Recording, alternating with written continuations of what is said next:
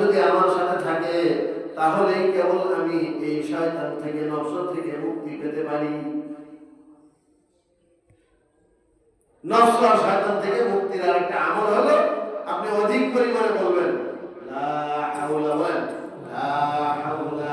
ওয়ালা কুওয়াতা ইল্লা বিল্লাহ, লা হাওলা ওয়ালা কুওয়াতা ইল্লা বিল্লাহ, লা হাওলা ওয়ালা কুওয়াতা ইল্লা বিল্লাহ, লা হাওলা ওয়ালা কুওয়াতা ইল্লা বিল্লাহ, লা হাওলা ওয়ালা কুওয়াতা ইল্লা বিল্লাহ। এটা অধিক পরিমাণে করবেন, তাহলে নফসের অনিষ্ট থেকে আল্লাহ আপনাকে হেফাজত করবেন, শয়তানের ধোঁকা থেকে, চালবাজি থেকে আল্লাহ আপনাকে হেফাজত করবেন। আপনি যদি রাত্রে শোয়ার আগে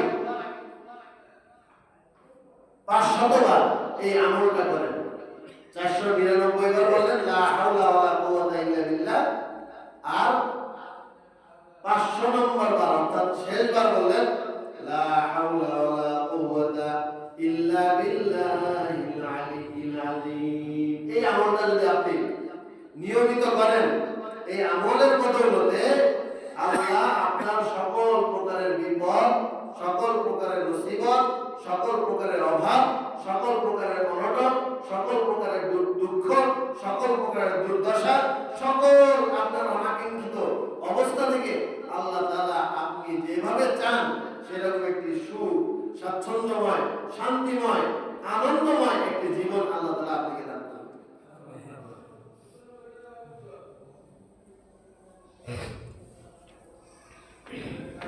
একটুখানি আনন্দের জন্য, একটুখানি সুখ স্বাচ্ছন্দ্যের জন্য, একটুখানি অভাব অনটন থেকে বাঁচার জন্য কত কষ্ট করতেছেন,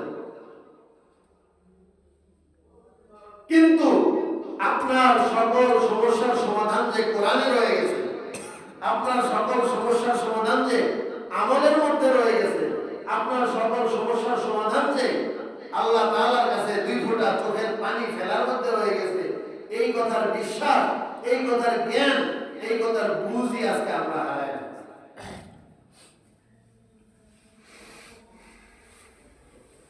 সারা দুনিয়া ঘুরে বেড়াচ্ছি, আল্লাহর দরবারে আসতেছি না। এই জন্য কবি বলেন বন্দারা আমাদের বন্দায়ে বগরি খতা আবরোয়ে খত বাসিয়ানি খতা। ও আল্লাহ, সারা দুনিয়া ঘুরে ঘুরে ঘুরে ঘুরে কোন দরজায় গিয়ে আমরা আমাদের সমস্যার সমাধান পাইনি, সর্বশেষ আপনার দরজায় এসে হাজির হয়েছি। বন্দারা আমার বন্দায়ে বগরি খতা আবরোয়ে খত বাসিয়ানি খতা। আমার মাথা থেকে পা পর্যন্ত আপনার নাফরমানি আর গুনাহ দিয়ে ভরা।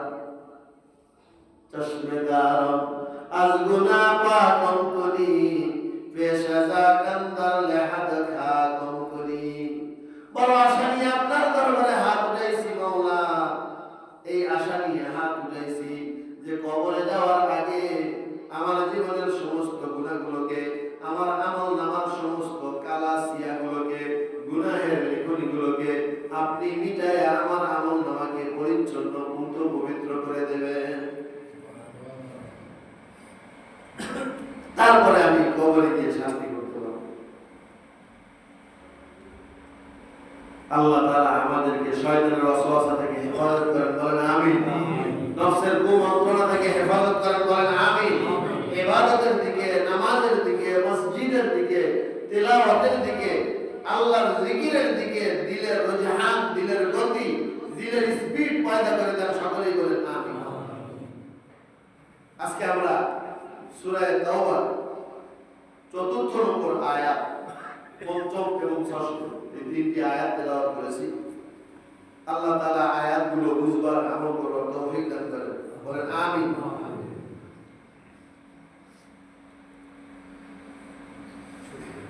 ইল্লাল্লাযীনা আহাদতুম মিনাল মুশরিকিন সুম্মা লাম ইয়ানকুসুকুম শাইআ ওয়া লাম ইউযাহিরু আলাইকুম আহাদ আহাদান ফাতিম্মু ইলাইহিম আহদাহুম ইলা মুদ্দাতিহিম ইন্নাল্লাহা ইউহিব্বুল মুত্তাকিন।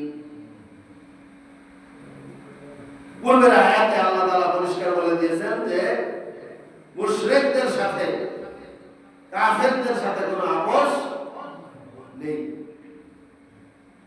হ্যাঁ, যদি আপনি কোনো মুশরিকের সাথে কোনো প্রতিজ্ঞা দিয়ে থাকেন, কোনো অঙ্গীকার করে থাকেন, কোনো ওয়াদা করে থাকেন,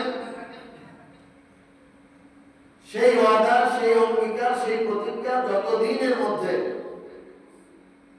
পালন করার সীমাবদ্ধতা থাকবে অতদিন পালন করতে হবে।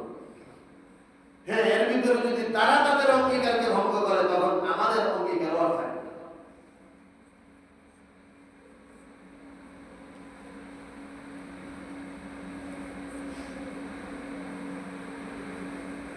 তারা যদি তাদের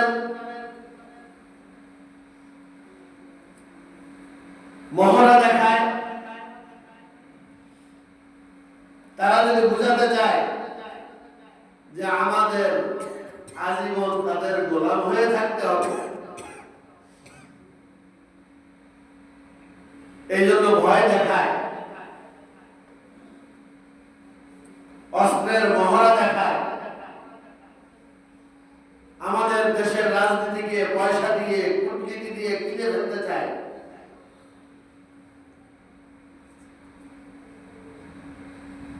তাহলে এগুলো তাদের নেগেটিভ অ্যাক্টিভিটিস, ব্যাড অ্যাক্টিভিটিস। এই নেগেটিভ আর ব্যাড অ্যাক্টিভিটিস যদি মক্কার কাফেররা করে, হে নবী, আপনার তখন আর তাদের সাথে প্রতিজ্ঞার দোহাই দিয়ে ভালো ব্যবহার করার আর সুযোগ নেই। তারা যখন আপনাদেরকে তুচ্ছ তাচ্ছিল্য করতেছে, তারা যখন আপনাদেরকে মানুষই মনে করতেছে না, তারা মনে করতেছে মুসলমান মুসলিমের কয়জন, এদেরকে মদিনায় তারা আশ্রয় দিয়েছে, আমরা এই সব মুসলমানকে ধ্বংস করে দেব, এই চিন্তা করতেছে তারা মক্কার কাফেররা, আবু জেহেলরা, উতবা, সাইবা, হিন্দা, আবু সুফিয়ান তখন মুসলমান হয় নাই, কাফের ছিল। এরা মুসলমানদেরকে নিয়ে তামাশা করত, মুসলমানদেরকে দুর্বল ভাবত, মুসলমানদেরকে তাচ্ছিল্যের দৃষ্টিতে দেখত।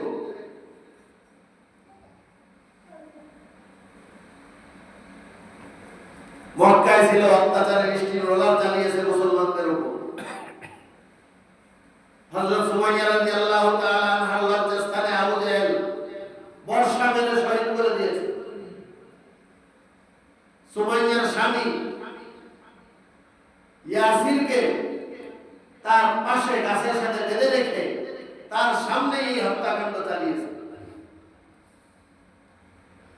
এরপরে ইয়াসিরকেও শহীদ করে দিয়েছে। সুমাইয়ার সন্তান আম্মার ইবনে ইয়াসির রাদিয়াল্লাহু আনহুকে গাছের সাথে বেঁধে রেখেছে, বেদমভাবে প্রহার করেছে, বেহুশ হয়ে গিয়েছে, মনে করছে মারা গেছে, শুয়ে গেছে, কিন্তু আল্লাহ তাআলা তার হায়াত রেখেছিলেন। এই আম্মার ইবনে ইয়াসির রাদিয়াল্লাহু আনহু জীবিত ছিলেন। বেলাল রাদিয়াল্লাহু আনহুর উপর অত্যাচার চালিয়েছে। এভাবে একটি দুটি বছর নয়, 13টি বছর মক্কার মুসলমানদের, মুসলিমেও কিছু মুসলমানদের উপর স্টিম রোলার চালিয়েছে অত্যাচারের, যার কারণে ভয়ে হাজারো লাখো মানুষ নবীকে ভালোবাসত। ইসলাম প্রচারের পূর্বে, নবুয়তের প্রাপ্তির পূর্বে সারা মক্কার মানুষ রাসূলকে সরদার মানত, আল আমিন মানত, ভালোবাসত, মানত। শুধু এই আবু জেহেলদের অত্যাচারের ভয়ে, এই আবু লাহাবদের, আবু তালেবদের, এই উতবা, সাইবা, উমাইয়াদের অত্যাচারের ভয়ে হাজারো লাখো মানুষ নবীকে ভালোবাসা সত্ত্বেও, আবু বকরকে ভালোবাসা সত্ত্বেও, মুসলমানদের ভালোবাসা সত্ত্বেও তাদের কালিমাকে গ্রহণ করতে পারে নাই, তাদের দলভুক্ত হতে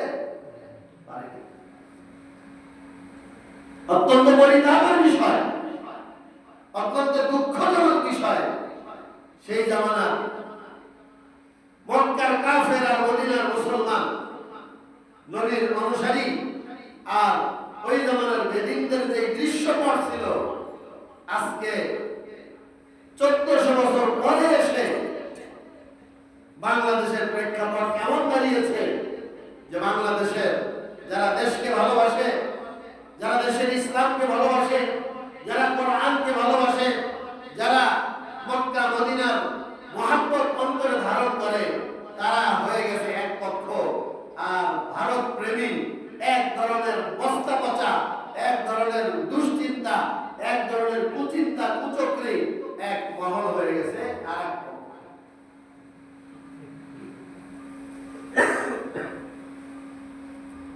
ذلك بأن الله مولى الذين آمنوا, যারা ঈমানদার তাদের অভিভাবক হলেন আল্লাহ। ওয়া আম্মাল কাফিরিন, আর যারা আবু জাহেলের পক্ষ নেবে, ফিরআউনের পক্ষ নেবে, নমরুদের পক্ষ নেবে, ওয়া আম্মাল কাফিরিন লা মাওলা লাহুম, তাদের কোনো অভিভাবক নেই।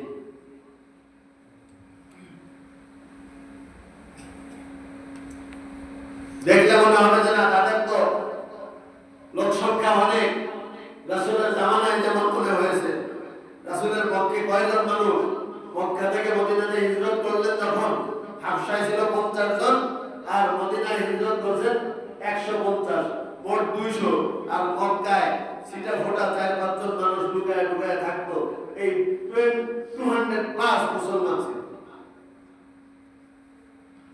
এদের উপরই আল্লাহ রাব্বুল আলামিন আয়াত নাযিল করে দিলেন, উযিনা লিল্লাযীনা ইউকাতালুনা বিআন্নাহুম যুলিমু। ওয়া আমার মুসলমানরা, ও আমার বান্দারা, ঈমানদার যারা, এতদিন পর্যন্ত তোমাদের উপর জুলুম করা হয়েছে, অত্যাচার, নিষ্ঠুর রোলার চালানো হয়েছে। তোমরা যদিও সংখ্যায় নগণ্য, যদিও তোমাদের অর্থ নেই, ধনবল জনবল অস্ত্রবল অর্থবল কিছুই নেই, তারপরেও তোমরা হতাশ হয়ো না। ওয়া ইন্নাল্লাহা আলা নাসরিহিম লাকাদির, আমি তোমাদেরকে এই মহা শক্তি মক্কার কুরাইশদের বিরুদ্ধে যুদ্ধে ঝাঁপিয়ে পড়ার জন্য অনুমতি দিয়ে দিলাম। আর এই কথাও তোমাদের জানিয়ে দিলাম, আমি আল্লাহর ফোর্স তোমাদের দুর্বলদের সাথে থাকি। সুবহানাল্লাহ।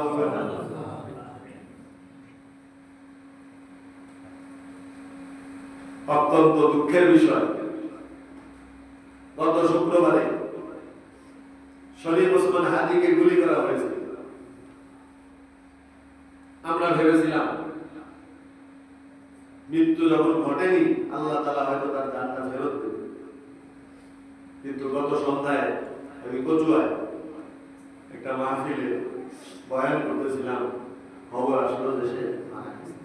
বলে ইন্না লিল্লাহি ওয়া ইন্না ইলাইহি রাজিউন। এই শরীফ ওসমান হাদিকে কেন তাকে এই 18 কোটি মানুষের ভিতর দিয়ে তাকে 1 নম্বর টার্গেটে আনা হলো?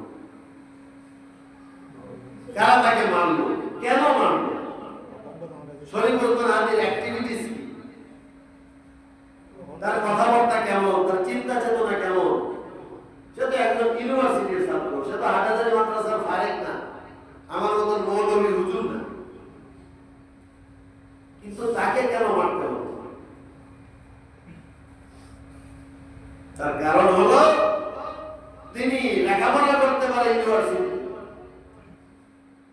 তিনি জুলাই যোদ্ধার এই যে বিদ্রোহের আগুন ফুসে উঠছিল, তার মধ্যে 1 নম্বর ভূমিকা ছিল শরীফ ওসমান হাদি।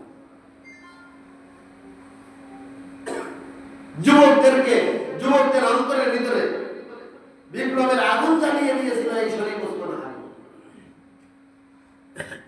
এবং এই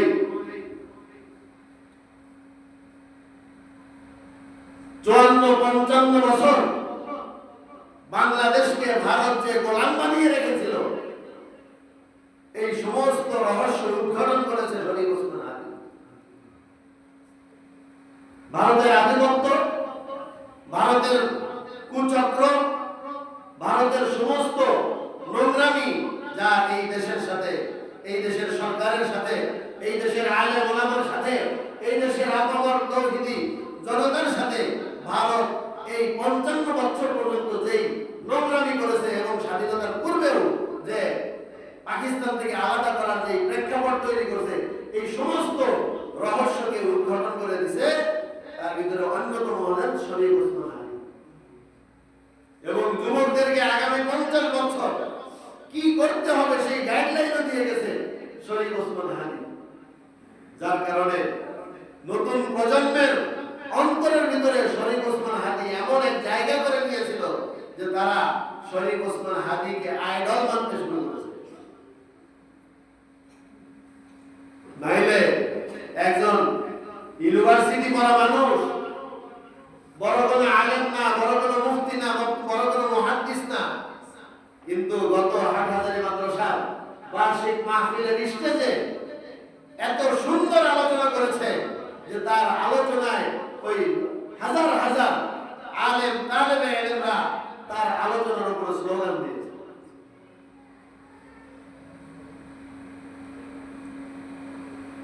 হেফাজতের পক্ষে এমন ভাবে বক্তব্য দিয়েছে, এরকম বক্তব্য আজ পর্যন্ত বাংলায় কোন রাজনৈতিক নেতাও দিতে পারে না। শাপলার ময়দানে সে এমন ভূমিকা রেখেছে যেই ভূমিকা শাপলার ময়দানে কোনো হুজুরও রাখতে পারে না। এই কারণে শরীফ ওসমান হাদি আগামীতে যেন বাংলাদেশের মুসলমানদের নেতা নেতৃত্বের জায়গায় না যেতে পারে, শরীফ ওসমান হাদির মাধ্যমে যেন বাংলাদেশে আরেকটা জুলাই কায়েম হয়ে এদেশে খেলাফত প্রতিষ্ঠা না হতে পারে, শরীফ ওসমান হাদির মাধ্যমে যেন বাংলাদেশের বিভ্রান্ত মানুষগুলোর ভিতরে চেতনা ফিরিয়ে না আসতে পারে, এই জন্য ওই ভারতীয় কুচক্রীরা শরীফ ওসমান হাদিকে প্রথম টার্গেট করেছে। কিন্তু ওরা বুঝতে পারেনি যে এইরকম শরীফ ওসমান হাদিকে যদি মারা হয়, শরীফ ওসমান হাদি শেষ হয়ে যায় না, বরং হাজারো শরীফ ওসমান হাদি তৈরি হয়। কি বলে?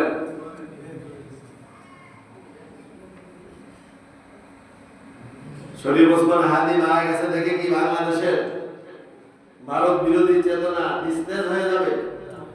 বরং কি হয়েছে, এতদিন পর্যন্ত এই যে প্রায় ১.৫ বছর হয়ে গেল, এখনো উপদেষ্টা পরিষদের ভিতরেও ভারতীয় দালালরা লুকিয়েছিল ঘাপটি মেরে, সব এখন আস্তে আস্তে বের হয়ে আসছে। প্রথম আলো আমরা তো সেই হাটাজারিতে যখন পড়তাম তখনই ওই পত্রিকার নাম দিয়েছিলাম প্রথম অন্ধকার। ভারতের দালাল ডেইলি স্টার, এখানে আমরা বলতাম দিল্লি স্টার, আজকে মাটির সাথে গুলিয়ে দেওয়া হয়েছে। বলেন আলহামদুলিল্লাহ। সুতরাং ওসমান হাদিকে মেরে ওদের লাভ হয় নাই, বরং কি হয়েছে, নিজের দাড়িতে নিজের লেজে আগুন লেগে গেছে। ওই আগুন ওদেরকে জ্বালিয়ে দেবে, ওরা ধ্বংস হয়ে যাবে। ফিলিস্তিনে আঘাত করে ইসরায়েল যেমন ধ্বংসের প্রান্তে, বাংলাদেশের মুসলমানদের ইমানের মধ্যে আঘাত করে ভারতও এইরকম টুকরা টুকরা হয়ে যাবে এবং ধ্বংস হয়ে যাবে। এবং এটাই হবে। এবং বাংলাদেশে আগামীতে ইনশাআল্লাহ ইসলাম পন্থীরা ইনশাআল্লাহ এদেশ শাসন করবে এবং খেলাফত কায়েম হওয়ার এক মঞ্চ তৈরি হয়েছে শহীদ ওসমান হাদির রক্তের বিনিময়ে। আলহামদুলিল্লাহ, প্রাণ উজাড় করে দোয়া করি। এবং আজকে প্রধান উপদেষ্টার পক্ষ থেকে বাংলাদেশের প্রতিটি মসজিদের খতিবকে অনুরোধ করা হয়েছে শরীফ ওসমান হাদির জন্য দোয়া করতে। শাহবাগ চত্বরকে শহীদ শরীফ ওসমান হাদি চত্বর হিসেবে রাষ্ট্রীয়ভাবে ঘোষণা করা হয়েছে।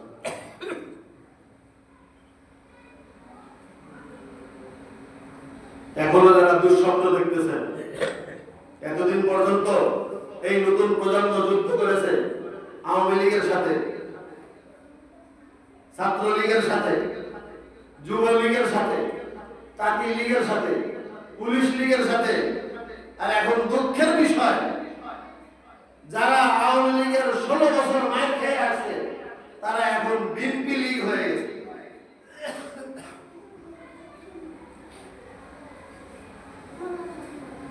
চিন্তা চেতনাকে পরিবর্তন করে। আমি বিশ্বাস করি, এখানে আমি স্বীকার করি, প্রত্যেক দলের ভিতরেই অনেক ভালো মানুষ রয়েছে, কিন্তু সতর্ক করে দেই, ভালো মানুষ যদি হয়ে থাকেন ভালোদের সাথে থাকেন, খারাপের সাথে থাকলে আপনি ভালো হওয়া সত্ত্বেও ওই খারাপের দলভুক্ত হয়ে কিয়ামতের ময়দানেও খারাপের সাথে উঠতে হবে এবং দুনিয়াতেও খারাপের সাথী হওয়ার কারণে আপনার অবমাননা মাথার উপর আসবে। নইলে আমরা জীবনের স্বপ্ন দেখিনি যে শামসুল হক ফরিদপুরি রহমতুল্লাহ আলাইহির ছেলে বাইতুল মুকাররমে তার দিকে জুতা নিক্ষেপ করা হবে। আমরা কোনোদিন কল্পনা করেছিলাম? কেউ কোনোদিন আমরা ভেবেছিলাম? বরং সারা বাংলাদেশের সমস্ত মানুষের হৃদয়ের মাথার তাজ, হৃদয়ের স্পন্দন ছিল শামসুল হক ফরিদপুরি রহমতুল্লাহ আলাইহি এবং তার পরিবার।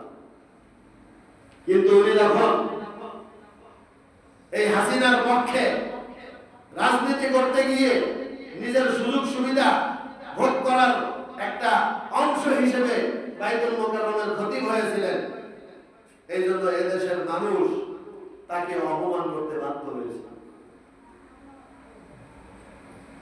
এই জন্য ভাই, ভালোর সাথে থাকেন, ন্যায়ের সাথে থাকেন, কোরআনের পক্ষে থাকেন, আল্লাহ রাসূলের পক্ষে থাকেন, আপনার হৃদয় সুনিশ্চিত। আপনি এতদিন যে দলই করেন না কেন কোনো সমস্যা নাই, যেই মতই থাকেন না কেন কোনো সমস্যা নেই, যে চিন্তা চেতনা নিয়েই চলেন না কেন সমস্যা নাই। এখন কিন্তু বাংলাদেশে যেই নতুন প্রজন্ম এসেছে তারা কিন্তু আমার আপনার চেয়ে অনেক স্মার্ট। রাত 2টার সময় মাঠে নেমে গেছে, রাত 3টার সময় মাঠে নেমে গেছে। এই জন্য মুহূর্তের ভিতরে সারা পৃথিবীর প্রেক্ষাপট চেঞ্জ হয়ে যেতে পারে এমন এক প্রযুক্তি তারা ব্যবহার করছে। আপনি মনে করেন না যে আমি একদম সারা দেশের মানুষ আমাকে ভোট দিয়ে ক্ষমতায় নিয়ে যাবে? এক মুহূর্তে এই বাংলাদেশের 18 কোটি ভোট এক নিমিষে, এক মুহূর্তে, এক কমান্ডের ভিতরে চেঞ্জ হয়ে যেতে পারে না? বলেন। এই জন্য হিসাব করে কাজ করতে হবে। বাতিলের পক্ষে, মিথ্যার পক্ষে, অন্যায়ের পক্ষে, জুলুমের পক্ষে থাকা যাবে না। ন্যায়ের পক্ষে, দেশের পক্ষে, কল্যাণের পক্ষে, কোরআনের পক্ষে, ইসলামের পক্ষে থাকেন, তবেই বিজয় সুনিশ্চিত ইনশাআল্লাহ। আয়াতের তর্জমা করে শেষ করে দিচ্ছি। আল্লাহ রাব্বুল আলামিন বলেন, ফাইদাল সালাকাল আশহারুল হুরুম। সুতরাং মক্কার কুরাইশরা বেয়াদবি করতে করতে শেষ মাথা পর্যন্ত চলে গেছে। সামনে আশহারুল হুরুম, হজের মাস। এই হজের মাসগুলোতে একটু শান্ত থাকো। যখন হজের মাস শেষ হয়ে যাবে তখন কি করবা? ফাকতুলুল মুশরিকিনা হাইসু ওয়াজাদতুমুহুম ফাখুযুহুম ওয়াহসুরুহুম। এরপরে এই মুশরিকদেরকে যখন যেখানে পাবে তখন তাদেরকে হত্যা করবে এবং তাদেরকে ঘেরাও করবে এবং তাদের কাজের ব্যাপারে প্রতিবন্ধকতা সৃষ্টি করবে। তাহলে কাফেরদের বিরুদ্ধে যুদ্ধের ঘোষণা কে দিচ্ছে? আল্লাহ। বলেন না, কে দিচ্ছে? আল্লাহ। এই আয়াতগুলো ভারত মুছে দিতে চাইছিল। কোরআনের 24টা আয়াত ওদের গায়ে চুলকানি ধরায় দিছে না? এর ভিতরে এই একটা। এগুলো কোরআনে থাকলে সমস্যা, তাহলে মুসলমানরা আবার মাঠে নামে। এগুলো কোরআনে থাকলে খতিব সাহেব এই আয়াতের তাফসীর করার সুযোগ পায়। এগুলো কোরআনে থাকলে মাদ্রাসার ভিতরে হুজুররা এই আয়াতগুলো ছাত্রদেরকে পড়ানোর সুযোগ পায়। নতুন প্রজন্ম তৈরি হয় যারা অন্যায়কে রুখে দেয়, নতুন প্রজন্ম তৈরি হয় যারা জুলুমকে নির্মূল করে দেয়, নতুন প্রজন্ম তৈরি হয় যারা সমস্ত ধোঁকাবাজির মুখোশকে উন্মোচন করে দেয়। এই জন্য এই আয়াতগুলো তাদের গাত্রদাহ এবং তাদের চুলকানির কারণ হয়ে গেছে। এই জন্য তারা চেয়েছিল এই কোরআনের 24-25টা আয়াত নির্মূল করে দিতে, কিন্তু তারা দুঃখের বিষয় পারে নাই।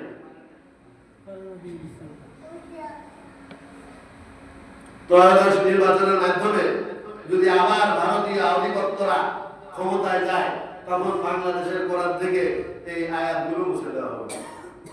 কি জোরে করে না বলতে পারলেন না? বুঝতে পারবে? ইন্না নাহনু নাযালনা যিকরা ওয়া ইন্না লাহু লাহাফিজুন। এই কোরআন নাযিল করেছেন কে? আল্লাহ। এই কোরআনের হেফাজত করবেন কে? আল্লাহ। সুতরাং পৃথিবীর কোন পরাশক্তি তুমি সারা দুনিয়ার সমস্ত মানুষকে যদি এক করে ফেলো, বাংলাদেশ ধরে নিলাম আফগানিস্তানও কোরআনের বিপক্ষে চলে গেছে, পাকিস্তানও কোরআনের বিপক্ষে চলে গেছে, পৃথিবীর কেউ কোরআনের পক্ষে নেই। আল্লাহ বলবেন যে সারা দুনিয়ার সমস্ত মানুষও যদি কোরআনের বিপক্ষে যায়, আমার আওয়ামিল আছে না? বলেন না, আছে না নাই? নমরুদের সময় পৃথিবীতে কেউ কাবার পক্ষে দাঁড়ানোর সাহস পায় না। আব্রাহা এসে কাবারে ভাঙতেই ফেলবে। আল্লাহ কয় পৃথিবীতে কোনো মানুষ যদি আমার কাবার পক্ষে না দাঁড়াইতে পারে, আমি আল্লাহ তো আছি। আল্লাহ আছে না নাই?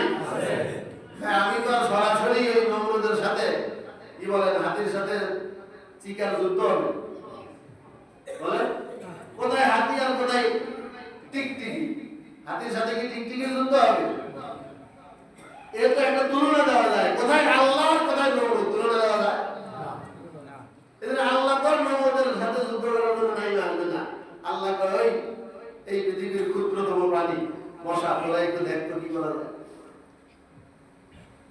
আসে না আসে না? বলেন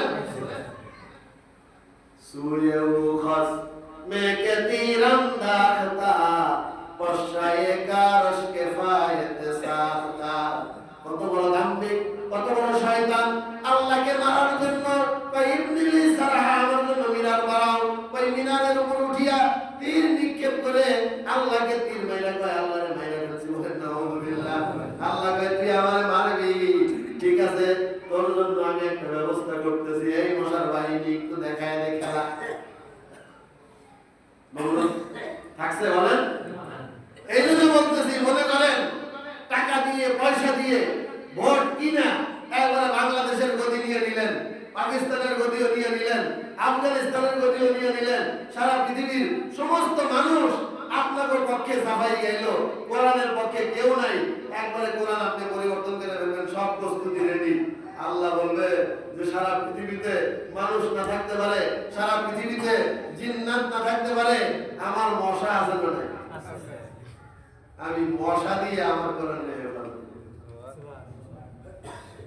আমরা যদি ওই কোরআনের পক্ষে মশা হিসেবেও থাকতে পারি, আল্লাহর সন্তুষ্টি আমাদের পক্ষে থাকবে। আর যদি বাতিলের টাকার লোভে পড়ে যাই, 500 টাকার নোট পায় যদি ভোটটা বাতিল দেই, তাহলে কিন্তু আমাদের কপালে ওই ভোট আছে যেই ভোট ইতিপূর্বে বেঈমান কাফেরদের কপালে ছিল। আল্লাহ তাআলা আমাদেরকে বুঝবার, আমল করবার তৌফিক দান করেন। ওয়া আখিরু দাওয়ানা আলহামদুলিল্লাহি রাব্বিল আলামিন।